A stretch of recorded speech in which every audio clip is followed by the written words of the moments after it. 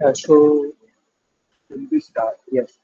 Good evening, everyone, and welcome to Ground Zero Law for today's webinar on fundamentals of human rights. I welcome you all to this insightful session where we will explore the concepts, classification, and Indian as well as global framework of human rights law. Today's session will be conducted by Aditi Ma'am. She is a distinguished law educator and research scholar at BHU, qualified to UGC in law, and a gold medalist in LLM in human rights and duties education. She has a strong academic background and a keen interest in legal research and human rights studies. So, we hope this webinar enhances your understanding and encourages meaningful discussions on rights, justice, and legal awareness. Over to you, ma'am. You can start with this session. I'll share the PDF.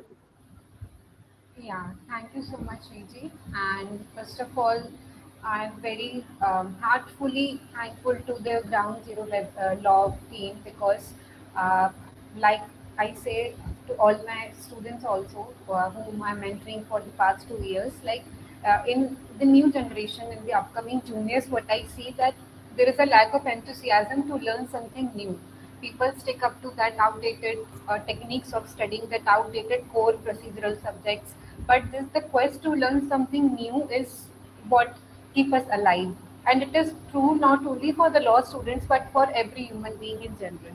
So with this words, now we will start the session that and with the hope that after the end of the session you surely all will have something new to learn. So yes, here is the presentation. Hello, as Shreedhar have already introduced me, my name is Aditi Sharma and currently I am pursuing my PhD from Banaras Hindu University. I hold Junior Research Fellowship by the Government of India and have specialized in human rights and duties education in my master's. Yes, good evening Hasna ji, good evening. Yes, next slide please.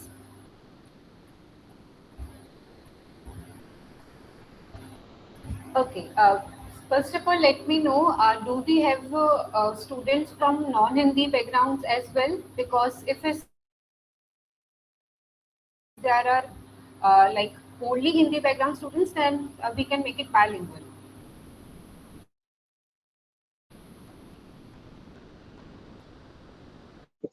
And we can do it in bilingual as students here are comfortable in both the languages. Okay, fine. तो this is a broad road map of our session जिसमें हम लोग conceptual dimensions cover करेंगे human rights के। Conceptual dimensions में मैं कुछ आपको फिलोसफिकल फाउंडेशंस बताऊंगी ह्यूमन राइट्स के, एज वेल एज मैं आपको उसके कोर मीनिंग के बारे में बताऊंगी कि ह्यूमन राइट्स बेसिकली है क्या।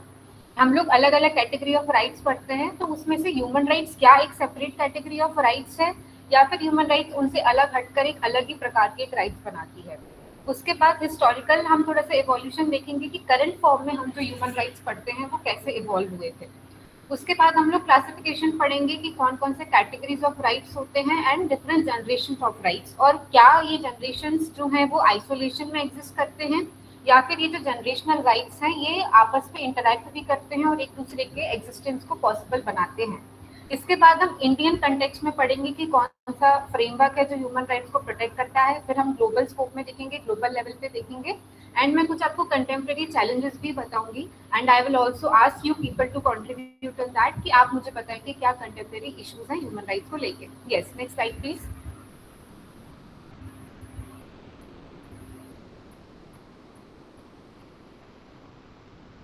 Okay.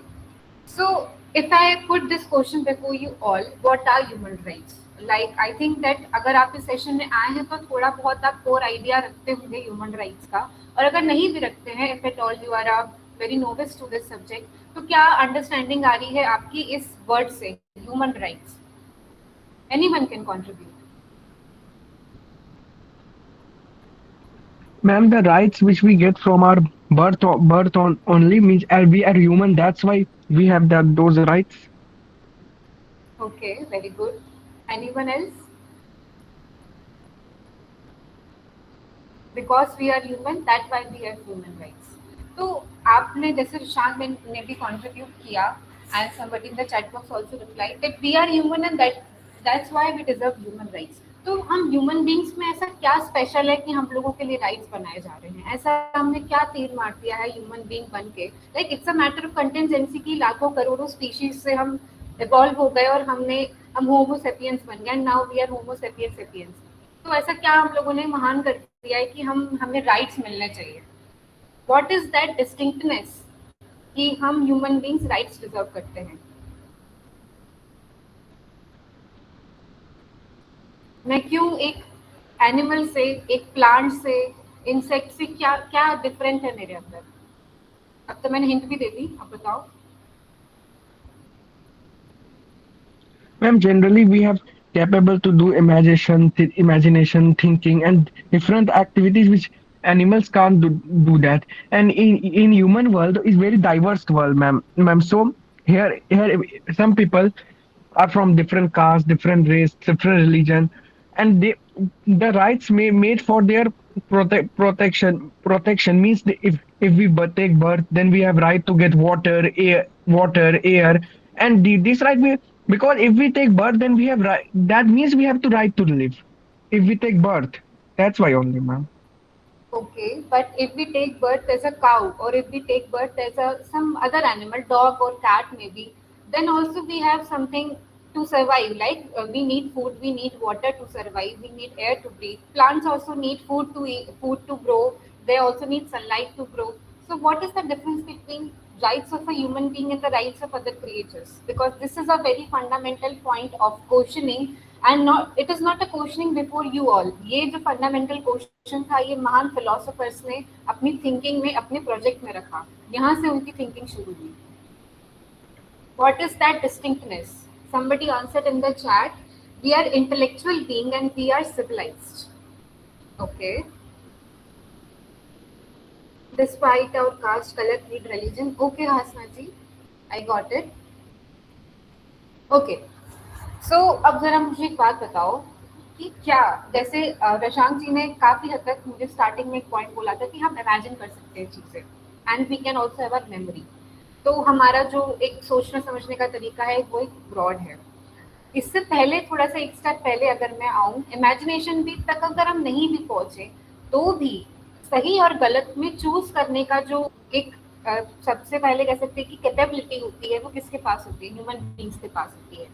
हमको पता है कि हम आग में जाएंगे तो जल जाएंगे, हमको पता है कि अगर हम हेलमेट पहनकर नहीं जाएंगे तो हमारा एक्सीडेंट हो सकता है। यानी कि we human beings as a being of somebody else, as a being of reason, we are endowed with the capability of reasoning. हमारे पास एक रीजन है जिसकी वजह से हम सही और गलत में अंतर कर सकते हैं, जिसके हम अपना भला और बुरा कुछ चुन सकते हैं।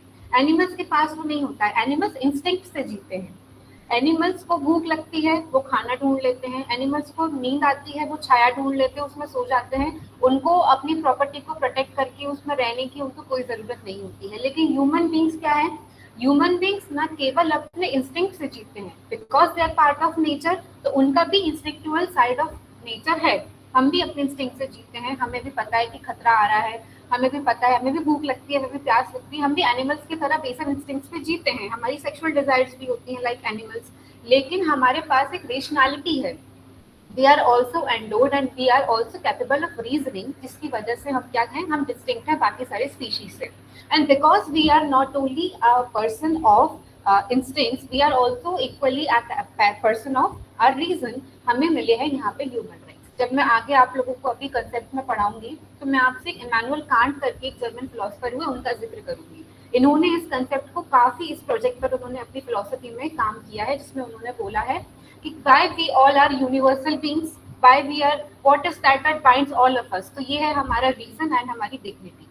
और क्योंकि हमारे पास रीजन है, क्योंकि हम अलग हैं सभी प्राणियों से, तो हम डिग्निटी डिजर्व करते हैं, because we are an end in ourselves. हम किसी एंड को अचीव करने के लिए कोई मीन्स नहीं बन सकते। इसके बारे में मैं आपको और डिटेल में आगे बात करूंगी। हालांकि अभी आपको ह्यूमन राइट्स के बारे में ये बात होनी चाहिए, जिस सबने कंट्रीब्यूट किया है कि भैया हम ह्यूमन बीइंग हैं। So by virtue of only being a human, हमको जो राइट्स एंडोर्ड किए गए हैं since our birth and even before our birth, जब हम एम्ब्रियो हुआ करते थे तब से हमारे पास ह्यूमन राइट है। तो that means that human rights are inherent rights. Second क्या है कि ये जो ह्यूमन राइट्स है ये कुछ कोर वैल्यूज यानी कि कुछ मौलिक सिद्धांतों पर आधारित हैं। वो कौन कौन से मौलिक सिद्धांत है? एक हुआ हमारा डिग्निटी, एक हुआ इक्वालिटी एंड एक हुआ फ्रीडम। कुछ कुछ यही वर्ड्स जो हैं आप हमारे जो फ्रेंच रिवॉल्यूशन का जो मेन प्रिंसिपल्स थे उसमें भी आप देखोगे, इंडिया का जो हमारा ह्यूमन राइट्स एक्ट है आप उसमें भी देखोगे। ये जो फंडामेंटल चीजें हैं कि आपको across all the constitutions of the world आपको ये वैल्यूज कहीं ना कहीं देखने को मिल जाएंगी। अफ्रीकन कॉन्स्टिट्यूशन में देखने को मिल जाएंगी, अमेरिकन कॉन्स्टिट्यूशन में देखने को मिल जाएंगी, क्योंकि ये वो कोर वैल्यूज है जिसपे ह्यूमन राइट्स का पूरा पैराडाइम आधारित है। उसके बाद जैसे मैंने बोला कि ये यूनिवर्सल इन नेचर है, यानी कि regardless of your language, your nationality, your status of birth, ठीक है, जो भी आपकी कंडीशनिंग है उसके रिगार्डलेस में सभी लोगों को जो है ये जो ह्यूमन राइट्स है ये उनको प्राप्त किए गए हैं, ये उनको दिए गए हैं। Now why it is universal in nature? क्योंकि आप में, मुझ में, षष्ठी जी में, रशांक जी में, आनंद जी में, हसना जी में, नैन्सी जी में, all the participants in this meeting, we have one thing in common. वो कौन सा कॉमन डिनोमिनेटर है जो हम सबको जोड़ता है? That is reason. We all are capable of reasoning. And ये जो रीजन है ये ना केवल हमें अधिकार देता है बल्कि ये हम पे एक ड्यूटी भी इंट्रस्ट करता है। And what is that duty? The duty to obey the law that we give to ourselves. इसके बारे में भी मैं आपको आगे बात करूंगी। Then it is a protective shield. Why it is a protective shield? क्योंकि ये हमारे इर्द गिर्द क्या है, एक कवच की तरह काम करता है जिसमें कोई भी स्टेट जो है या कोई भी पर्टिकुलर इंडिविजुअल है वो डिस्क्रिशन से या अब्यूज ऑफ पावर से या डेप्रीवेशन से आपके लाइफ, लिबर्टी एंड प्रॉपर्टी को हार्म नहीं पहुंचा सकता है। So these are some of the major what we can say that broad paradigms of human rights. Next slide please.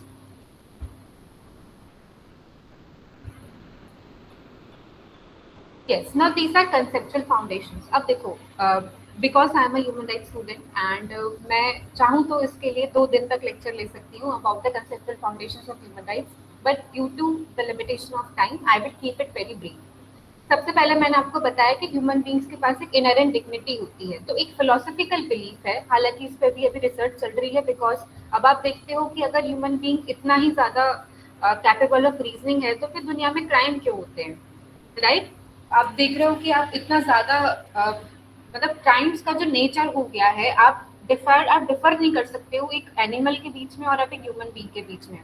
So it is ये क्वेश्चन फिर से आ जाता है कि क्या वाकई में ह्यूमन बीइंग के पास रीजन है, और अगर रीजन है भी तो क्या उसका जो पैशंस एंड डिजायर्स हैं, क्या रीजन उसके सबसर्विएंट है या उसके ऊपर है? क्योंकि ये फंडामेंटल क्वेश्चन इमैनुअल कांट के पास भी आया था। Immanuel Kant was a 16th-17th century German philosophers who was put up with this challenge कि क्या हुआ था कि रेनेसा पीरियड के बाद जब रेशनैलिटी एक कंसेप्ट निकल कर आया था, क्योंकि जब चर्च डोमिनेट करता था मिडिल एजेस में यूरोप में, तो चर्च ने क्या किया था, सारे रिलीजन को और स्टेट को मतलब उन्होंने पूरी तरह से मिक्स कर दिया था। तो स्टेट जो था, जो लॉ था, वो पूरी तरह से चर्च गवर्न करता था, जिसकी वजह से इंडिविजुअलिटी जो थी या इंडिविजुअलिस्टिक सेंस में जो लोगों की सोचने समझने की शक्ति थी वो कोई होती ही नहीं थी, और इंडिविजुअल्स के फ्रीडम को काफी कर्टेल किया जाता था चर्च के द्वारा। जब रेनेसा आया, रिफॉर्मेशन आया, जब प्रोटेस्टेंट फेथ की ग्रोथ हुई as against the Catholic Christianity, तो वहां से जो है ये रेशनैलिटी का कंसेप्ट निकल कर आया था। Immanuel can't being a Protestant himself, वो प्रोटेस्टेंट थे बाय बर्थ, और वो जो थे वो रेशनैलिटी के सबसे बड़े हार्बिंगर कहलाते हैं। तो उन्होंने यहाँ पे ह्यूमन बीइंग की डिग्निटी को काफी एम्फेसाइज किया, और जो हम modern form of human rights पढ़ते हैं वो इमैनुअल कांट की फिलोसफी पर ही आधारित है। वो ये कहते हैं कि भैया हर व्यक्ति की इंट्रिंसिक वर्थ होती है, एक उसकी आत्मीयता होती है, उसकी इनहेरेंट एक डिग्निटी होती है जो कि उसे विशेष बनाती है, and because of that he और she is capable of being endowed with certain inviolable rights, and that is human rights. ठीक है, वो एक और बात बोलते हैं कि मैं एक व्यक्ति हूँ तो मैं अपने आप में एक एंड हूँ। I am an end in myself. We human beings are end in themselves. We can not be used as a means to certain end, यानी कि मुझे किसी एक सर्टेन एंड या सर्टेन पर्पस को फुलफिल करने के लिए मुझे उसका माध्यम नहीं बनाया जा सकता है। ये भी इमैनुअल कांट कहते हैं। तो ये मुझे इतनी ज्यादा विशेषता, इतनी डिग्निटी मुझे कहाँ से मिली? मुझे ह्यूमन राइट्स से मिली। दूसरी बात, नेचुरल लॉ से हम इन ह्यूमन राइट्स को डिराइव करते हैं, इसीलिए ह्यूमन राइट्स को हम नेचुरल राइट्स भी कहते हैं। अब इस पे भी काफी काम किया गया है थॉमस हॉब्स के द्वारा। That is a separate point of discussion, तो मैं अभी उस पॉइंट पर आपको नहीं आऊंगी। Maybe in the future if we have another lecture in the series, तो हम लोग फिलोसफिकल फाउंडेशंस का एक अलग से हम लोग लेक्चर लेंगे जिसमें मैं आपको थ्योरिस्ट बाय थ्योरिस्ट मैं आपको बताऊंगी, जूरिस्ट बाय जूरिस्ट मैं आपको बताऊंगी कि किस जूरिस्ट ने ह्यूमन राइट्स के कंसेप्चुअल फाउंडेशन में क्या यहाँ पे कंट्रीब्यूट किया है। बट यहाँ के लिए आप इतना याद रख लो कि जो हमारा सोक्रेटिस से लेकर, इवन प्री सोक्रेटिस से लेकर हमारा जो पूरा ये नेचुरल लॉ स्कूल का जूरिस्प्रूडेंस का जो पूरा बैकग्राउंड रहा है, ये लोग एक चीज में इन्होंने एग्री किया है कि कुछ तो एक ऐसी चीज है जो हम ह्यूमन बींग्स में कॉमन है, और वो किसी ने बोला कि वो रीजन है, किसी ने कहा कि वो गॉड है, किसी ने कहा वो सुपर ईगो है, किसी ने कहा वो कॉन्शियसनेस है, जो हम सब में क्या है, हम सब में कॉमन डिनोमिनेटर की तरह है। अगर इंडियन जूरिस्प्रूडेंस में आओ तो वो कहते हैं कि हम सब में ब्रह्म है, ठीक है, कण कण में ब्रह्म है। यहाँ पे बुद्धिज्म भी कहता है कि हम सब में चेतना है। तो वो जो कॉमन डिनोमिनेटर है, जो हमको प्रकृति ने दिया है, जो हमको ऊपर किसी एक सुपर पावर से हमको दिया गया है, वो हमें क्या बनाता है, वो हमें विशेष बनाता है। And that is why we are endowed with human rights. तो इसीलिए जो ह्यूमन राइट्स है, इनको हम नेचुरल राइट्स भी कहते हैं। और इसी वजह से जो ह्यूमन राइट्स हैं, वो कभी भी हम ये नहीं कहते हैं कि that they are parasitic on any law. तो हमेशा याद रखना, ह्यूमन राइट्स को ए प्रायोरी राइट्स भी कहते हैं। ए प्रायोरी का मतलब क्या होता है, जो पहले से है, यानी कि लॉ जब आता है, लॉ के पहले से ही वो राइट्स एग्जिस्टेंस में होते हैं। लॉ का काम सिर्फ उन राइट्स को कंफर्म करना होता है, ना कि कन्फर करना। You may also refer the case of M Nagaraj versus Union of India. हालांकि वो बात फंडामेंटल राइट्स के कंटेक्स्ट में बोली गई थी, लेकिन वो बात ह्यूमन राइट्स के कंटेक्स्ट में भी ट्रू है। उन्होंने कहा था कि part third does not confers the human rights, confers the fundamental rights, but only confirms there existence. तो वैसे ही ह्यूमन राइट्स के कंटेक्स्ट में भी इंपॉर्टेंट है कि जो नेचर होता है वो आपको राइट्स देता है, लॉ जो होता है सिर्फ उन्हीं राइट्स को बस कंफर्म करने की, रिकॉग्नाइज करने का काम करता है, उनको क्रिएट नहीं करता है। हालांकि उस पर भी डिफरेंस ऑफ ओपिनियन है जूरिस्ट का, लेकिन सो फार एक्सेप्टेड पोजीशन यही है। और स्टेट की ड्यूटी क्या होती है, अभी तो बोला मैम आपने कि जो स्टेट होता है वो उन राइट्स को क्रिएट नहीं करता है। तो स्टेट का काम क्या रहेगा, स्टेट का काम रहेगा उसको प्रोटेक्ट करना, क्योंकि आपने स्टेट क्रिएट ही इसलिए किया है कि आपको आपके राइट्स को सुरक्षित करना है। अगर आप जॉन लॉक की सोशल कॉन्ट्रैक्ट थ्योरी को ले लो तो भी आप इसी सेंस में आ जाओगे, इसी कंक्लूजन पे आ जाओगे कि इंसान को लाइफ, लिबर्टी एंड प्रॉपर्टी को प्रोटेक्ट करना था, इसलिए उसने कुछ अपने जो बाकी राइट्स थे वो स्टेट के साथ सरेंडर किए, एक कॉन्ट्रैक्ट किया, और उन्होंने कहा कि स्टेट कब तक जो है हम उसका एग्जिस्टेंस को मानेंगे जब तक वो हमारी लाइफ, लिबर्टी एंड प्रॉपर्टी को प्रोटेक्ट कर रहा है, राइट। तो ये थी कुछ conceptual foundations of human rights. Yes, next slide please. अगर अब हम इसके इवोल्यूशन की बात करें कि अभी जो हम current form of human rights पढ़ते हैं, अब current form of human rights से मेरा लेना देना ये है कि हम जो इंटरनेशनल बिल ऑफ राइट्स पढ़ते हैं, जिसमें प्राइमरीली 3 डॉक्यूमेंट आते हैं। Universal declaration of human rights of 1948 and 1966 के जो हमारे 2 कोवेनेंट्स है, ICCPR एंड ICCSCR, वो मैं भी आपको बताऊंगी अगली स्लाइड में। तो ये जो तीनों मिलकर हमें क्या बनाते हैं, ये इंटरनेशनल बिल ऑफ राइट्स बनाते हैं। इंटरनेशनल बिल ऑफ राइट्स मतलब ये फंडामेंटल डॉक्यूमेंट है पूरे ह्यूमन राइट्स का। यानी कि कोई भी स्पेसिफिक ह्यूमन राइट्स डॉक्यूमेंट अगर बनता है, या तो डोमेस्टिक लेवल पर या तो इंटरनेशनल लेवल पे, वो इस इंटरनेशनल बिल ऑफ राइट्स के भीतर रहकर ही काम करेगा। मतलब इनके कॉन्ट्रावेंशन में नहीं जाएगा, इनमें और ऐड कर सकता है चीजें, लेकिन ये वो फंडामेंटल कोर है जिसके विपरीत जाकर ह्यूमन राइट्स की जो है कह सकते हैं कि उसका जो ह्यूमन राइट्स के वॉयलेशन नहीं किया जा सकता है, क्योंकि उसका एनफोर्समेंट मैकेनिज्म भी उन्हीं के साथ उनके जो ऑप्शनल प्रोटोकॉल्स है उसमें जोड़ा गया है, राइट। तो अगर मैं उसके इवोल्यूशन की बात करूं कि हम यहाँ तक कैसे पहुंचे, तो आपको पता है मैग्ना कार्टा एक डॉक्यूमेंट था जो इंग्लैंड के राजा के साथ उनकी जो प्रजा थी उन्होंने किया था। It was, I think it was of 15th century, something like that, 14 to 15 century की बात है। तो यहाँ से सबसे पहले हमने रिप्रेजेंट्स द एब्सोल्यूट मोनार्की, उसके अगेंस्ट जनता ने उसके साथ मिलकर क्या किया, एक उसमें कॉन्ट्रैक्ट किया जिसमें उन्होंने ये तय किया कि डॉक्यूमेंट के अधीन होंगी। वो डॉक्यूमेंट की सुनिश्चित करेगा कि हमारे जो अधिकार है वो सुनिश्चित रहेंगे, and that was the Magna Carta. Magna Carta behave as a constitution of that time, ठीक है। तो यहाँ से हम कॉन्स्टिट्यूशनलिज्म की एक शुरुआत मानते हैं कि कॉन्स्टिट्यूशन जैसे एक बड़ा कोई एक डॉक्यूमेंट बना दिया गया जिसकी छतरी के अंदर सभी राइट सुरक्षित हो गए। इसके बाद जैसे मैंने आपको बताया था कि डार्क एजेस के बाद जब मिडिल एजेस हो गई, जब क्रिश्चियनिटी का बहुत ज्यादा मिसयूज होने लग गया था, कैथोलिक चर्च को डोमिनेट करने लग गया था, उसके बाद रेनेसा पीरियड आता है। रेनेसा पीरियड को पीरियड ऑफ एनलाइटनमेंट भी बोला जाता है। क्यों? क्योंकि यहाँ से मैंने आपको बताया था कि रीजन को बहुत ज़्यादा उस पर एक्सप्लोर किया गया कि ह्यूमन बीइंग के पास खुद सोचने समझने की शक्ति है, उसको ये चर्च का मिडिल मैन नहीं चाहिए, अगर उसको ईश्वर से बात करना है तो वो खुद बात करेगा, वो इवॉल्व होगा अपनी कॉन्शियसनेस से उस लेवल तक। तो इसको एज ऑफ रीजन भी बोलते हैं। और यहीं से हम देखते हैं कि ह्यूगो ग्रोशियस, हॉब्स, लॉक, रूसो, ये सभी लोग, इमैनुअल कांट, ये सभी लोग जो है इसी एज के जूरिस्ट है, और यहीं से नेचुरल राइट्स की शुरुआत हमको देखने को मिलती है।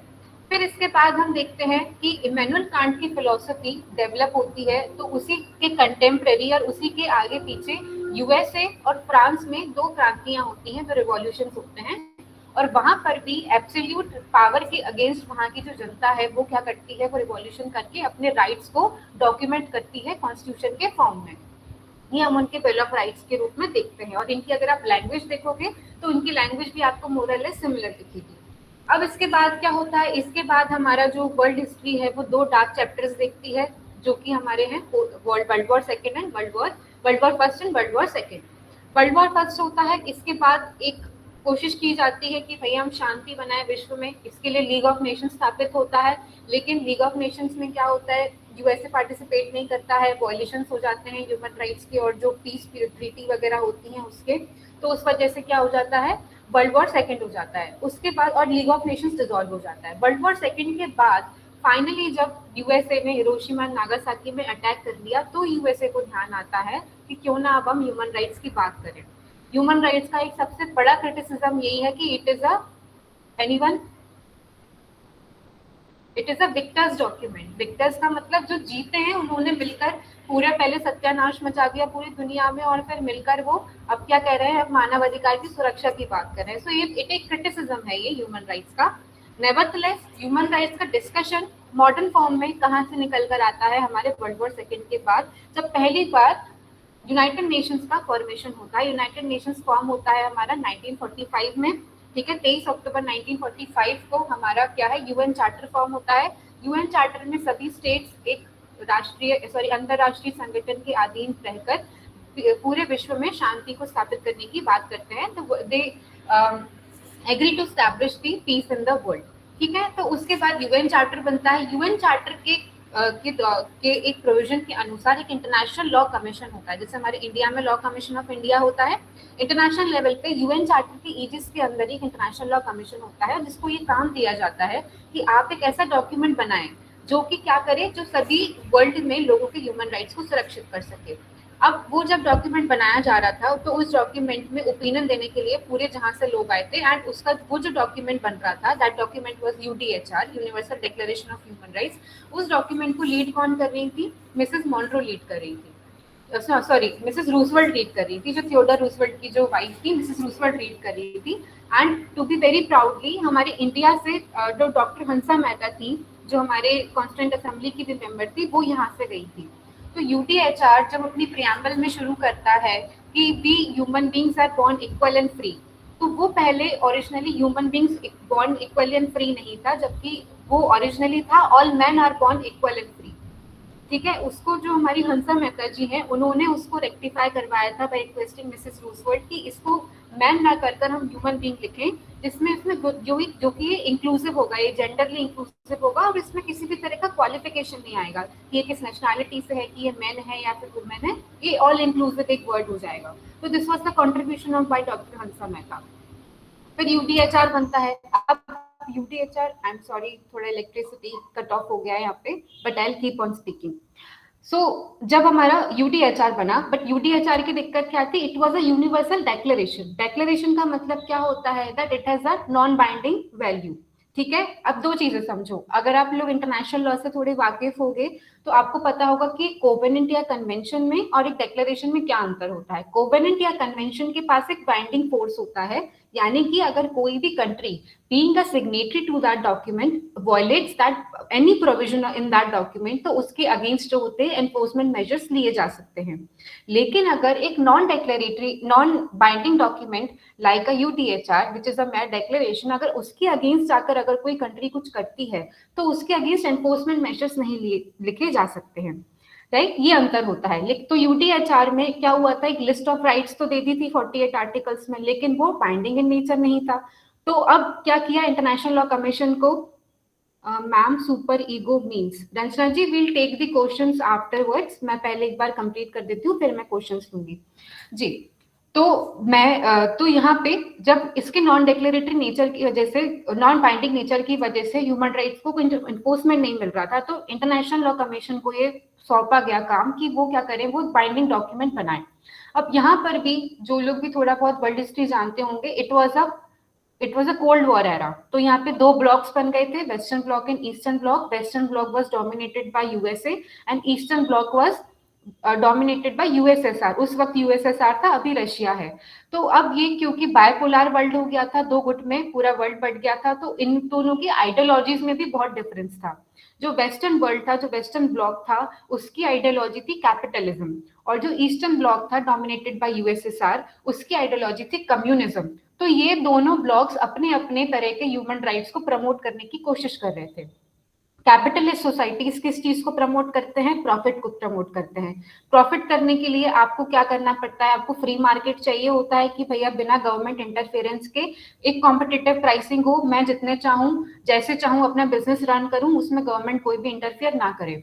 तो गवर्नमेंट इंटरफेयर ना करे उसके लिए मुझे क्या चाहिए, मुझे लिबर्टी चाहिए रहेगी, मुझे एब्सोल्यूट लिबरलिज्म चाहिए अपनी कंट्री में। तो जो वेस्टर्न ब्लॉक रहा वो हमेशा लिबरलिज्म एंड नेगेटिव राइट्स के सपोर्टर में रहा, और जो ईस्टर्न ब्लॉक था जो जिसमें कम्युनिज्म डोमिनेट कर रहा था, वो एक्सेसिव स्टेट कंट्रोल को चाहता था। क्योंकि ये जो कंट्रीज थी ये कैसी थी, ये डेवलपिंग, नॉट डेवलपिंग बट ऐसे स्टेट्स को रिप्रेजेंट कर रही थी जहां पर ऑलरेडी स्टेट का डोमिनेंस बहुत है। जैसे आप लोगों ने लेनिन एंड स्टालिन की पॉलिसी देखी होंगी, तो इनके जो एग्रीकल्चरल रिवॉल्यूशंस वगैरह थे, इन्होंने कैसी पॉलिसीज रखी थी, इन्होंने पॉलिसीज रखी थी जहां पर स्टेट का बहुत परवेसिव कंट्रोल रहता है सारे रिसोर्सेज में, यानी कि कोई भी private control on the resources नहीं रहता है, सारे रिसोर्सेज का कंट्रोल किसके पास रहता है, स्टेट के पास रहता है। तो ये फंडामेंटल आइडियोलॉजिकल डिफरेंसेस की वजह से यूडीएचआर में, जहां पर ये दोनों प्रकार के right, negative right and positive rights जो थे वो दोनों साथ में थे, जब 1966 में एक डॉक्यूमेंट बनाने की बारी आई, बाइंडिंग डॉक्यूमेंट बनाने की बारी आई, तो ये दोनों राइट्स को एक ही डॉक्यूमेंट में रखना संभव ना हो पाया, जिसकी वजह से दो सेपरेट कोवेनेंट्स बनाए गए, ICCPR, International Covenant on Civil and political Rights. Civil and political rights आपको कौन से अधिकार देते हैं, नेगेटिव राइट्स देते हैं। And then next covenant ICESCR, international covenant of economic and economic, social and cultural rights, जो कि रिप्रेजेंट करते हैं पॉजिटिव राइट्स को। ठीक है, पॉजिटिव राइट्स का मतलब क्या होता है कि वो आपको, यानी कि स्टेट के ऊपर एक पॉजिटिव ऑब्लिगेशन लगा रहे हैं कि आप हमारी ड्यूटीज को फुलफिल कीजिए। जैसे हम लोग हमारे कॉन्स्टिट्यूशन में फंडामेंटल राइट्स एंड डीपीएसपीस पढ़ते हैं, फंडामेंटल राइट्स स्टेट के ऊपर क्या है, कॉन्स्ट्रेंट लगा रहे हैं कि आप हमारी लिबर्टी में हस्तक्षेप नहीं करेंगे। लेकिन जो हमारा डीपीएसपीज है वो स्टेट को क्या दे रहे हैं, वो एक एक्टिव ऑब्लिगेशन दे रहे हैं कि आपको ये सर्टेन ड्यूटीज फुलफिल करनी है for the welfare of its people. तो ये अंतर था ये दोनों कोवेनेंट के पीछे। ठीक है, तो ये हो गई हमारा पूरा overall evolution of human rights. Next slide please.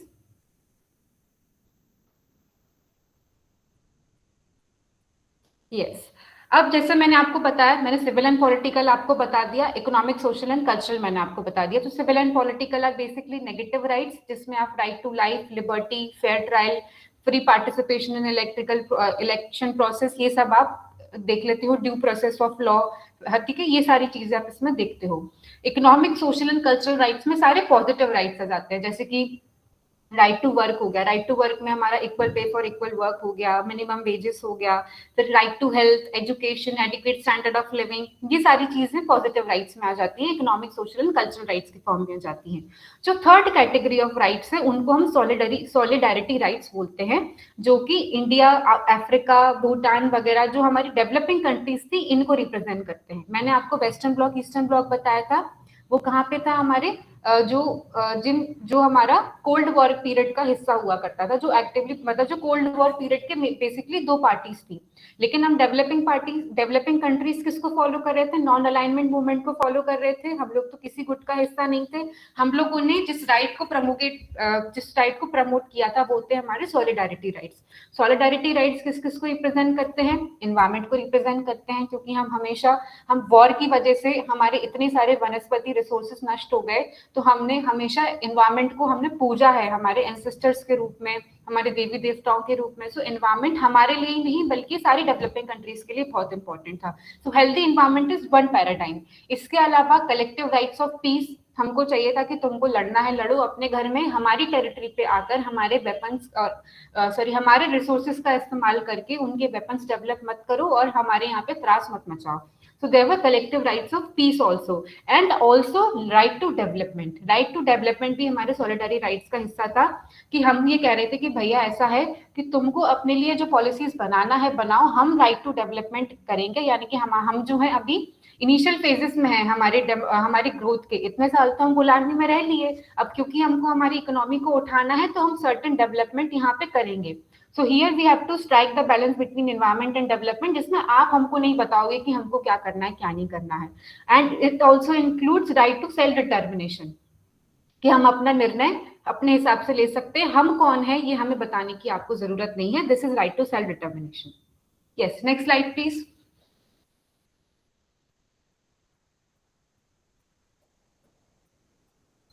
जी, अब ये आते हैं हमारे डिफरेंट जनरेशन ऑफ राइट्स। तो जैसे मैंने आपको अभी negative rights, positive rights and solidarity rights बताए थे। एक शेज रिपब्लिक एक कंट्री है, उसकी international institute of human rights जो कि स्ट्राइट्सबर्ग जर्मनी में सिचुएटेड है, वहां पर एक लेक्चरर थे शेज रिपब्लिक के, जिन्होंने 1979 में एक लेक्चर दिया। उन प्रोफेसर का नाम था प्रोफेसर कारल वसक। उन्होंने सबसे पहले ह्यूमन राइट्स को 3 जनरेशंस में डिवाइड किया था। कौन कौन से ह्यूमन राइट्स थे? सबसे पहले उन्होंने बोला फर्स्ट जनरेशन राइट्स, जो कि लिबर्टी बेस्ड राइट्स है, नेगेटिव राइट्स है, और इन राइट्स को ब्लू राइट्स भी कहा जाता है, नीले ब्लू राइट्स। ये क्या करते हैं? ये इंडिविजुअल फ्रीडम पे फोकस करते हैं एंड ये फोकस करते हैं non interference by the state, जैसे मैंने अभी आपको नेगेटिव राइट्स की सारी पूरी डेफिनेशन दी। सेकंड जनरेशन राइट्स जो होते हैं ये वेलफेयर बेस्ड राइट्स होते हैं and they stand for economic and social rights, जो कि एक्टिव स्टेट पार्टिसिपेशन को यहाँ पे रिक्वायर करते हैं। वो चाहते हैं कि स्टेट एक्टिवली पार्टिसिपेट करे कि ये जो राइट्स हैं ये डिलीवर हो सके लोगों तक। इनको नीड बेस्ड राइट्स भी कहा जाता है कि ये आवश्यकता वाले राइट्स हैं, आवश्यकताओं को पूरी करने वाले राइट्स हैं, और इनको रेड राइट्स भी कहा जाता है। ठीक है, फिर आता है थर्ड जनरेशन राइट्स जो कि कलेक्टिव राइट्स या सॉलिडारिटी राइट्स कहलाते हैं, जो कि जैसे मैंने आपको बताया था डेवलपिंग कंट्रीज के वॉइसेस को रिप्रेजेंट करते हैं, जिसमें एनवायरमेंट आ जाता है, सेल्फ डिटर्मिनेशन आ जाता है, राइट टू डेवलपमेंट आ जाता है, वगैरह वगैरह। और थर्ड जनरेशन राइट को कौन से राइट्स भी कहा जाता है? ग्रीन राइट्स भी कहा जाता है। सो blue, red and green rights. इसके अलावा अभी इमर्जिंग फोर्थ जनरेशन कौन सी हो गई? Digital rights. तो जो आप एआई से रिलेटेड देखते हो, प्राइवेसी से रिलेटेड देखते हो, डिजिटल न्यूरो राइट्स जो आप देख रहे हो, वो सारे कौन से राइट्स हो जाएंगे? फोर्थ जनरेशन राइट्स हो जाएंगे। तो ये एक ब्रॉड जो है जनरेशनल क्लासिफिकेशन है राइट्स का। Next slide please. यस, अब क्योंकि हम लोग ह्यूमन राइट्स को थोड़ा बहुत समझ गए हैं, तो अब आप ह्यूमन राइट्स की कोर कैरेक्टरिस्टिक्स को समझो। कि आपसे अगर पूछे कि आप हमको 6 वर्ड्स में या 6 कैरेक्टरिस्टिक्स बताओ ह्यूमन राइट्स की, 6 शब्दों में विश्लेषण करो आप ह्यूमन राइट्स का, तो सबसे पहले तो यूनिवर्सैलिटी आपको याद रखना है कि ह्यूमन राइट्स कैसे होते हैं? यूनिवर्सलिस्ट इन नेचर होते हैं, यूनिवर्सल होते हैं, सार्वभौमिक होते हैं। दूसरा आपको याद रखना है कि ह्यूमन राइट्स कैसे होंगे? इनएलिएनेबल इन नेचर होंगे। इनएलिएनेबल का मतलब क्या होता है? कि ह्यूमन राइट्स जो हैं इनको कोई भी आपसे छीन नहीं सकता है। ठीक है, अब यहाँ पर आप डिफरेंस समझे ना फंडामेंटल राइट्स में और ह्यूमन राइट्स में। फंडामेंटल राइट्स जो है वो एक स्पीशी है सर्टेन ह्यूमन राइट्स की, यानी कि ह्यूमन राइट्स फादर है एंड फंडामेंटल राइट्स उसी से निकला हुआ एक छोटी सी स्पीशीज है। और क्योंकि फंडामेंटल राइट्स एक स्पेसिफिक डोमेस्टिक डॉक्यूमेंट के अधीन आता है, तो वो फंडामेंटल स्पेसिफिक डॉक्यूमेंट जो है वो चाहता है तो उन फंडामेंटल राइट्स पे कुछ लिमिट लगा सकता है, जिसकी वजह से फंडामेंटल राइट्स इनएलिएनेबल ना होकर वो क्या बन जाते हैं? वो सर्टेन लिमिटेड रेस्ट्रिक्शंस के अंदर वो कैद हो जाते हैं कि अगर रीजनेबल रेस्ट्रिक्शन उन पर लगाया जाए तो उन पर कर्टेलमेंट किया जा सकता है। लेकिन अगर आप ह्यूमन राइट्स को उनके शुद्धतम स्वरूप में देखते हो, उनकी अगर आप उनको प्योरेस्ट फॉर्म में देखते हो, तो ह्यूमन राइट्स इनएलिएनेबल नेचर के होते हैं, यानी कि ना ही आप सरेंडर कर सकते हो उन राइट्स को और ना ही कोई आपसे उन राइट्स को ले सकता है। देन थर्ड इज इंडिविजिबल, कि हमने अंडरस्टैंडिंग के लिए हम देख लेते हैं first second generation and third generation rights, लेकिन वैसे जो ह्यूमन राइट्स हैं इनको एक ही स्कीम की तरह पढ़ा जाता है, ये इंडिविजिबल होते हैं। एक सेट ऑफ राइट्स दूसरे सेट ऑफ राइट्स से कभी भी जो है डिवाइड अप नहीं कर सकते हो, और ये इंटरडिपेंडेंट भी होते हैं। जैसे मैं आपको एग्जांपल देती हूँ हमारा देश जो है, यहाँ पे सबसे बड़ी रिक्वायरमेंट क्या है अगर मैं आपसे पूछूं? रोटी है, नेसेसिटी है, सर्वाइवल है यहाँ पे, क्योंकि यहाँ पे एक major chunk of the population आज भी बिलो पॉवर्टी लाइन रह रहा है। ठीक है, तो अगर मान लो कि मैं यहाँ पे भारत में किसी व्यक्ति से ये कहूँ कि तुमको freedom of speech and expression चाहिए या तुमको रोटी चाहिए, वो क्या मांगेगा? जी हसनाथ जी, फूड एंड शेल्टर। तो बताओ आप मुझे, अगर मैं किसी व्यक्ति से पूछूं कि तुमको हम freedom of speech and expression दे रहे हैं और हम तुमको फूड एंड शेल्टर दे रहे हैं, तो वो क्या मांगेगा? स्वाभाविक सी बात है, वो फूड एंड शेल्टर मांगेगा। तो अगर फूड एंड शेल्टर देने के बदले अगर मैं उसका freedom of speech and expression ले भी लूं, तो वो क्या करेगा? वो कुछ नहीं कहेगा, क्योंकि उसके लिए नेसेसिटी फूड एंड शेल्टर है। और ये भी बात सही है कि जिसका पेट भरा होता है, जिसके पास एडिक्वेट फूड है, जिसके पास एडिक्वेट स्टैंडर्ड ऑफ लिविंग है, वही बात फ्रीडम ऑफ, वही आदमी, जो आदमी नहीं, वही व्यक्ति जो है स्पीच एंड एक्सप्रेशन की बात करेगा, इक्वालिटी की बात करेगा। राइट? गरीब आदमी कभी नहीं बात करता स्पीच एंड एक्सप्रेशन की या इक्वालिटी की। समझ में आ गया? तो जो अधिकारों की बात करेगा, तो वैसे ही जब तक मैं देयर मिनिमम नीड्स मेरी फुलफिल नहीं करके देंगे, तब तक मैं क्या मेरे नेगेटिव राइट्स, ये क्वेश्चन आपके पास है, अभी आंसर मैं एक्सपेक्ट भी नहीं कर रही हूँ। अभी मैं आंसर एक्सपेक्ट भी नहीं कर रही हूँ, अभी बस अब ये क्वेश्चन अपने दिमाग में रखो कि क्या मैं, जब तक मेरे पॉजिटिव राइट्स फुलफिल नहीं होंगे, क्या मैं मेरे नेगेटिव राइट्स को रियलाइज कर पाऊंगी, या फिर मैं क्या मेरे सॉलिडारिटी राइट्स के बारे में सोच पाऊंगी? अरे यहाँ पे सेल्फ बॉडी की नीड्स नहीं फुलफिल हो रही हैं और मैं सेल्फ को डिटरमाइन करने चली हूँ, मैं हैदर की तरह सवाल पूछ रही हूँ, हम हैं कि हम नहीं है। राइट? तो ये सब सवाल हैं जो आपके पास होने चाहिए, एंड इसका कोई जवाब है भी नहीं, there is no absolute answer, क्योंकि ये हमेशा point of discussion, point of debate रहता है। इसके मल्टीपल रीजंस हो सकते हैं, आपके अपने खुद के व्यू पॉइंट्स हो सकते हैं। तो आई will keep this question with you. उसके बाद नॉन डिस्क्रिमिनेटरी नेचर के होते हैं, यानी कि हर ह्यूमन बींग्स को इक्वली एंडोट किया जाता है, तो हर व्यक्ति को इक्वल प्रोटेक्शन मिलेगा इस राइट्स का। और ये जस्टिशिएबल नेचर के होते हैं। ऐसा नहीं है कि लोग ह्यूमन राइट्स को बड़ा बदनाम करते हैं कि ह्यूमन राइट्स जो हैं वो कहने की बातें हैं, they are toothless tiger, they are rights on just paper. ऐसा नहीं है। जो हमारे आईसीसीपीआर एंड आईसीएससीआर हैं, उसमें भी एनफोर्समेंट मैकेनिज्म्स दे रखे हैं ह्यूमन राइट्स को एनफोर्स करने के। और even in the domestic level also, जहां भी ह्यूमन राइट्स को रिकॉग्नाइज किया गया है डोमेस्टिक लेवल पर, फिर अलग मैकेनिज्म है। हमारे इंडिया में भी अलग मैकेनिज्म है, वो हम अभी आगे देखेंगे। Yes, next slide. अब क्योंकि अब हम एनफोर्समेंट की बात कर ही रहे हैं, तो आप इंडिया में फ्रेमवर्क देख लो प्रोटेक्शन का। ये है इसका कॉन्स्टिट्यूशन फ्रेमवर्क, की कॉन्स्टिट्यूशन के अंदर ह्यूमन राइट्स के प्रोटेक्शन की क्या क्या चीजें यहाँ पे दी हुई हैं। तो प्रियम्बल हमको सर्टेन फंडामेंटल गोल्स बताता है कॉन्स्टिट्यूशन के, कि जस्टिस सिक्योर करना है, लिबर्टी सिक्योर करना है, इक्वालिटी एंड फ्रेटर्निटी सिक्योर करना है। फिर फंडामेंटल राइट्स पार्ट 3 के रूप में हमको ह्यूमन राइट्स देता है, जो कि एनफोर्सेबल नेचर के राइट्स है, और डीपीएसपीज में वही हमको गाइडिंग प्रिंसिपल्स के रूप में देता है। फंडामेंटल ड्यूटीज भी हर सिटीजन के ऊपर एक मॉरल ऑब्लिगेशंस है। इसके अलावा article 32 in particular and 226 for high court, वो क्या कर रहा है, कोर्ट को गार्जियन बना रहा है एंड एक्सपैंडर बना रहा है राइट्स का। Yes, next slide please. उसके बाद अगर हम और डोमेस्टिक लेवल पे इंडिया में अगर हम स्टैट्यूटरी फ्रेमवर्क देखें, तो हमारा जो एक्ट है इंडिया में वो 1993 का protection of human rights act है। ये जो एक्ट है ये ह्यूमन राइट्स की डेफिनेशन देता है कि ह्यूमन राइट्स क्या है। तो भैया लाइफ, लिबर्टी एंड डिग्निटी, ये जो है life, liberty, dignity and equality, LLDE, ये हमारे 4 प्रकार के जो राइट्स हैं, ये ह्यूमन राइट्स को डिफाइन यहाँ पे करते हैं।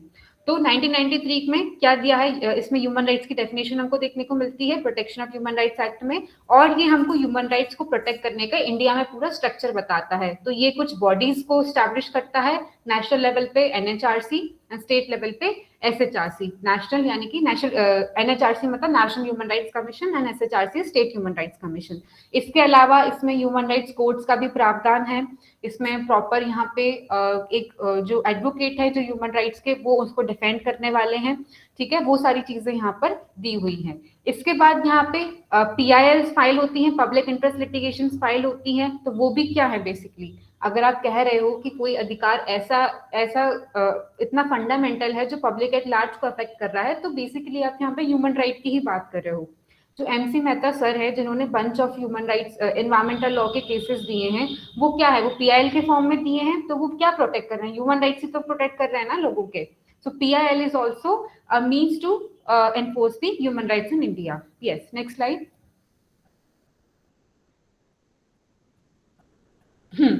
Now these are the instances जहाँ पर जुडिशियल डेवलपमेंट से हमारा इंडिया में ह्यूमन राइट्स का जूरिस्प्रूडेंस इवॉल्व हुआ है. Article 21 is the biggest example. Article 21 में जो आप कोई भी बुक खोल लो कॉन्स्टिट्यूशन लॉ की, तो इतने अपार केसेस जो आपको मिलते हैं, this is because of reading human rights into Indian constitution, जहाँ पे ना केवल नेगेटिव राइट्स जो ट्रेडिशनली फंडामेंटल राइट्स को माना जाता था, आर्टिकल 21 के एक्सपैंडिंग जूरिस्प्रूडेंस की वजह से काफी सारे डीपीएसपीस की पॉजिटिव राइट्स को भी अब पार्ट थर्ड के रूप में, पार्ट थर्ड में आर्टिकल 21 के अंदर रीड किया जाता है, which is why I said कि ह्यूमन राइट्स इंडिविजिबल होते हैं, इंटरडिपेंडेंट होते हैं. उसके बाद राइट टू प्राइवेसी, इससे रिलेटेड हमने जूरिस्प्रूडेंस देखा, पुट्टा स्वामी का, इससे पहले खड़ग सिंह का केस देखा हमने. फिर इसके बाद डिग्निटी बेस्ड इंटरप्रिटेशन देखा हमने लॉस का, और अभी रिसेंटली सबरीमाला पे अभी बात चल ही रही है. इसके बाद फिर हमने राइट्स ऑफ प्रिजनर्स पे काफी सारे केसेस देखे हमने, जो है हमने सुनील बत्रा के केसेस देखे हम लोगों ने. फिर इसके बाद हमने प्रेम शंकर शुक्ला का केस देखा हमने, अपने हुसैनारा खातून का केस देखा. तो वो पूरे प्रिजनर्स के राइट्स एंड कस्टोडियल वायलेंस के ऊपर पूरे केसेस हैं. इसके बाद हमने रेप विक्टिम्स के पूरा जूरिस्प्रूडेंस देखा हम लोगों ने, सहेली का केस देखा, विशाखा का केस देखा, sexual harassment at work place की गाइडलाइंस हमने देखी विशाखा गाइडलाइंस के रूप में. इसके बाद हम लोगों ने थर्ड जेंडर से रिलेटेड राइट्स देखे, तो हमने नालसा का जजमेंट देखा, हमने कौशल किशोर का हमने सुरेश कौशल का केस देखा. इसके बाद जैसे मैंने बोला एनवायरमेंटल लॉ का एक पूरा सेपरेट जूरिस्प्रूडेंस है जिसमें MC Mehta bunch of cases हम लोग देखते हैं. एंड इसके बाद हमने due process and procedural fairness से रिलेटेड पूरे केसेस देखे. तो ये सारे कहीं ना कहीं अलग अलग ह्यूमन राइट्स के पूरे एक सेपरेट जूरिस्प्रूडेंस को कार्व आउट करते हैं हमारे इंडियन कॉन्स्टिट्यूशन के अंदर through the means of judicial development. Yes, next slide. So these are some of the fundamental international level documents जो कि ह्यूमन राइट्स की बात करते हैं. ऊपर के 3 मैं आपको बता चुकी हूँ, ये बाकी के 2 और याद रख लो. एक है CEDAW. CEDAW stands for Convention on Elimination of Discrimination Against Women, all forms of discrimination against women. 1979 में ये आया था. तो ये जो CEDAW आया था, इसी को रीड किया गया था बाद में हमारे सुप्रीम कोर्ट द्वारा, जब हमारे पास विशाखा का केस आता है, because at that time we didn't have POSH act in India. POSH act तो 2013 या 14 में आया आई गेस. तो वहां पे correct me if I wrong, मुझे ईयर एग्जैक्ट याद नहीं है, लेकिन सीडा को उस वक्त जो इंटरनेशनल डॉक्यूमेंट था वो सोर्स बना था हमारी विशाखा गाइडलाइंस को लाने के लिए. तो यहाँ से हमको पता चलता है कि कैसे इंटरनेशनल लॉ भी हमारे इंडियन कॉन्स्टिट्यूशन के या इंडियन जूरिस्प्रूडेंस को कार्व आउट करने में हेल्प कर सकता है. And then CRC, convention on rights of child, ये 1989 में आया है. तो ये चिल्ड्रन के राइट्स के बारे में बात करता है कि चिल्ड्रन को ट्रैफिकिंग से बचाना है, चाइल्ड लेबर से बचाना है, ये सारे राइट्स इसमें दे रखे हैं. Next slide.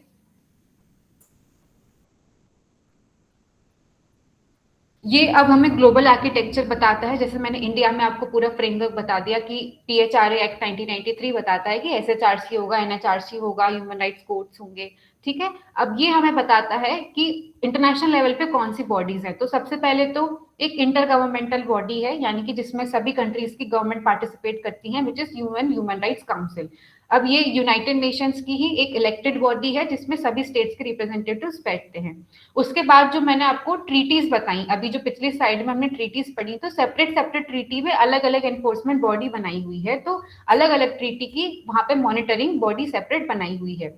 इसके बाद अगर यूएन को किसी स्पेसिफिक ह्यूमन राइट मैटर में अगर कुछ उनको इन्वेस्टिगेशन करना होता है या उनको कुछ रिपोर्ट चाहिए होती है, तो वो स्पेशल रिपोर्टर्स वहां पे बनाते हैं, जो कि क्या करते हैं, बेसिकली इंडिपेंडेंट थिंक टैंक जैसा काम करते हैं कि वो उस एरिया में रिसर्च करते हैं और रिपोर्ट देते हैं यूनाइटेड नेशंस को.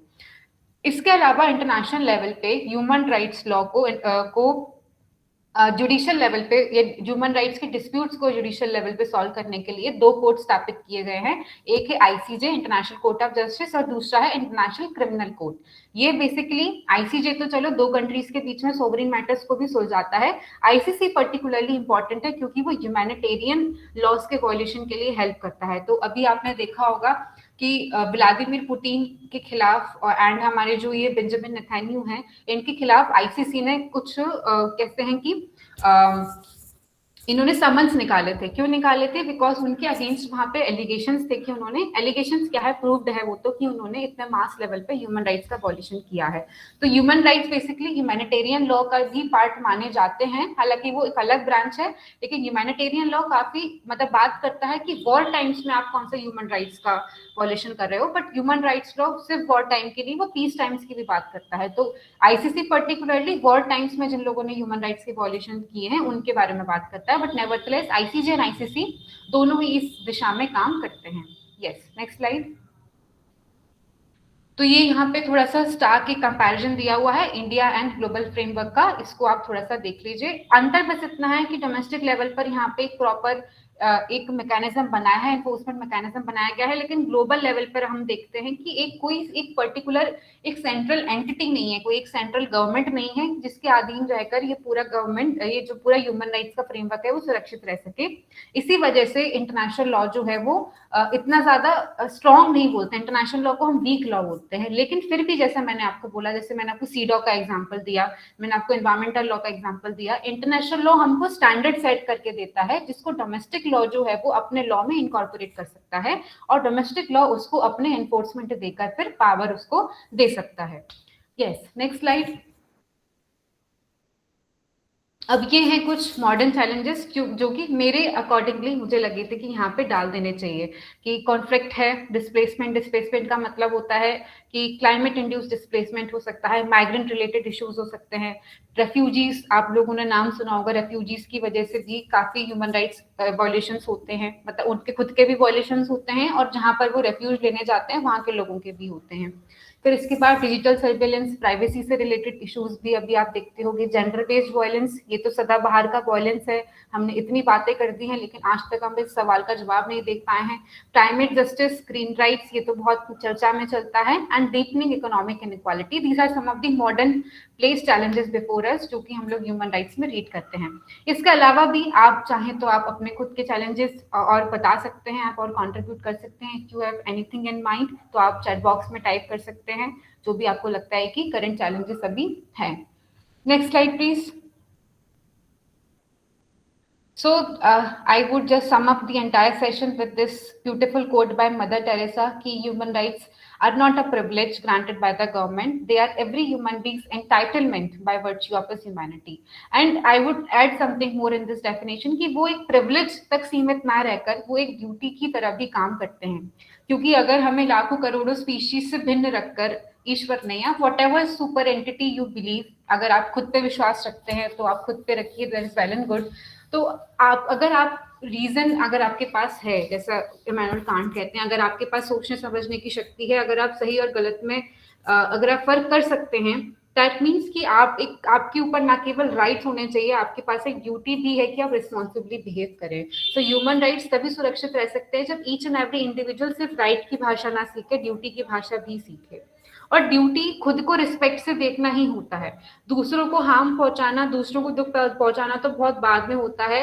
The moment you start respecting yourself, the moment you held accountable yourself, वहीं से ह्यूमन राइट्स की डिग्निटी, वहीं से ह्यूमन राइट्स का प्रोटेक्शन शुरू हो जाता है। जब आपने खुद को डिग्निटी देना शुरू कर दिया, जब आपने खुद को अकाउंटेबिलिटी देना शुरू कर दिया, खुद को अकाउंटेबल आप ठहराने लग गए अपने कामों के लिए, ब्लेम ना करने लग गए आप हर चीज, छोटी मोटी चीज के लिए दूसरों पे, समाज पे, पुलिस पे, गवर्नमेंट पे, वहां से ह्यूमन राइट्स का प्रोटेक्शन शुरू हो जाता है। So with this I would now sum up my words, and next slide में please turn on the next slide, and we will now accept some questions if you have any. Ma'am, I have one question. Yes. Ma'am, my question is, can you tell me in detail difference between negative rights and positive rights? Okay, Rishan. So negative rights, जैसे अगर मैं आपसे पूछूं कि आप मान लीजिए आप स्टैंड अप कॉमेडी करते हैं, एंड आपने स्टैंड अप कॉमेडी में कोई भी गवर्नमेंट पे जोक मार दिया और अब आपको जेल होगी, आप जेल, तो अब आप कौन सा राइट प्लीड करोगे? आप प्लीड करोगे कि मुझे बिना फेयर ट्रायल के जेल में ना डाला जाए, आप प्लीड करोगे कि मेरी फ्रीडम और लिबर्टी को कर्टेल ना किया जाए। सो आप इससे क्या प्ली कर रहे हो? आप ये प्ली कर रहे हो कि आप अपना फ्रीडम एंजॉय कर रहे थे, आप तो मस्त से चिल कर रहे थे, आप स्टैंड अप कॉमेडी कर रहे थे, आपके फ्रीडम को कर्टेल करके जबरदस्ती आपको जेल में डाला गया। So now you want a certain entity called government कि वो आपके इस फ्रीडम वाले स्पीयर में एंटर ना करे। सो इससे आप क्या एक्सपेक्ट कर रहे हो कि आप उस पर एक नेगेटिव रिस्ट्रेंट लगा रहे हो कि आप जो है आप मेरे इस स्पीयर में एंटर मत करो, आप मेरी लिबर्टी को कर्टेल मत करो। तो जब आप गवर्नमेंट पर अच्छा, आप नेगेटिव ऑब्लिगेशन लगाते हो, आप एक रिस्ट्रेंट लगाते हो उसकी एक्टिविटी पे कि आप मेरे लिबर्टी के स्पीयर में एंटर मत करो, वो नेगेटिव राइट हो जाते हैं। इसी के विपरीत अगर आप पॉजिटिव राइट की बात करो तो आप चाहते हो कि गवर्नमेंट इंटरफियर करे because you need government. Interfere करने का मेरा मतलब क्या है? इंटरफेयर करने का मतलब ये है कि यू वांट कि आपकी कुछ नीड सेटिस्फाई हो, कि आपको वो पेट भर के दे, आपको वो आपको एजुकेशन दे, आपको हेल्थ दे। तो आप चाहते हो कि गवर्नमेंट इन्वॉल्व हो। तो जब आप गवर्नमेंट पे कोई पॉजिटिव ऑब्लिगेशन लगाते हो वो पॉजिटिव राइट्स होते हैं। DPSPs are positive rights and fundamental rights are negative rights, अगर आपको मैं एक बहुत लेमैन की लैंग्वेज में समझाऊं तो। okay, ma'am. Okay, ma'am. Yes.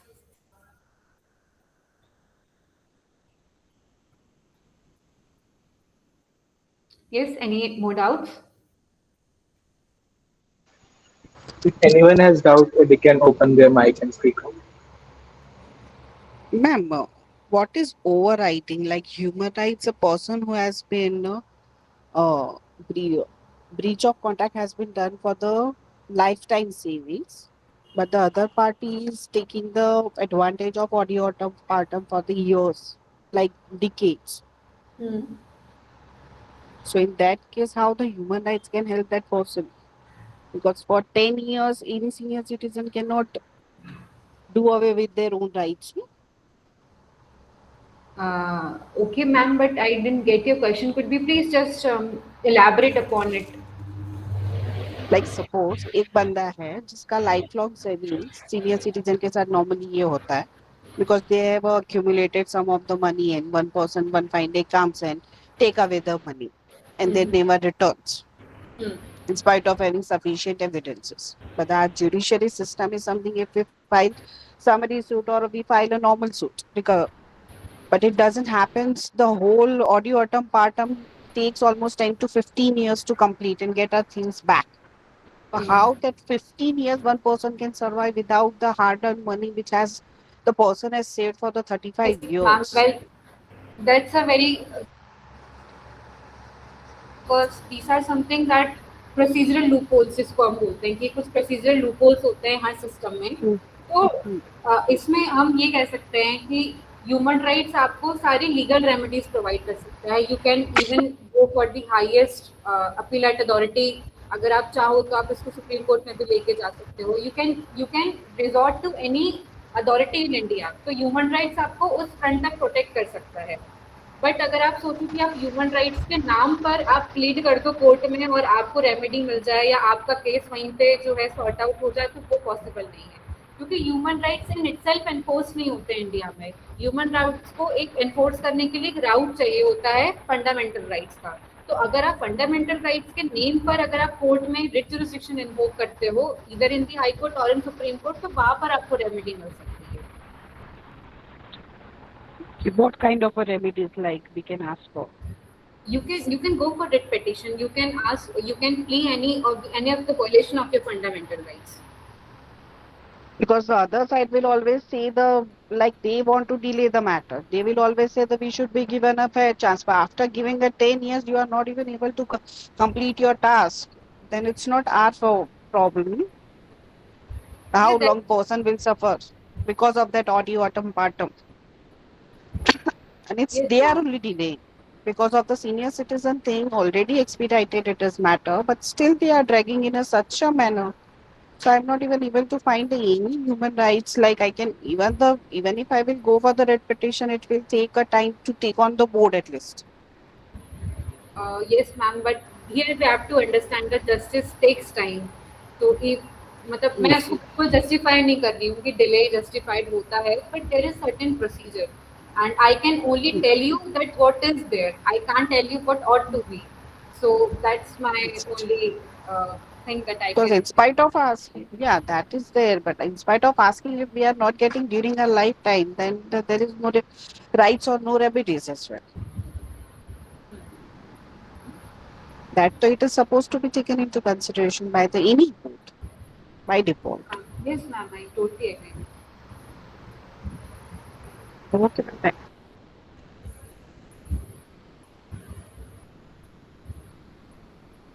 Yes. If anyone else who has any doubt, they can speak up.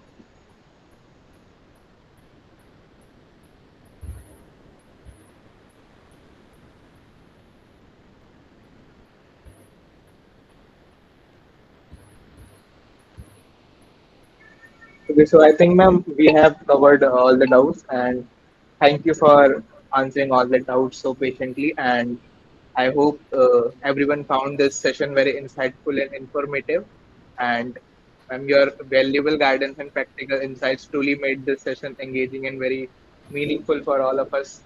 And we would also like to thank all of our participants and hope this session added value to your understanding. And we hope to see ma'am in our future sessions too. Sure, sure. Whenever you will invite me, I'll definitely come because it is my subject and I enjoy teaching it to students. So whenever I'll get an opportunity, I'll definitely contribute in any way. Thank you so much, ma'am. Thank you everyone for participating. We'll share you the attendance sheet in the message. You can fill this up to generate your section. Thank you, ma'am. Thank you.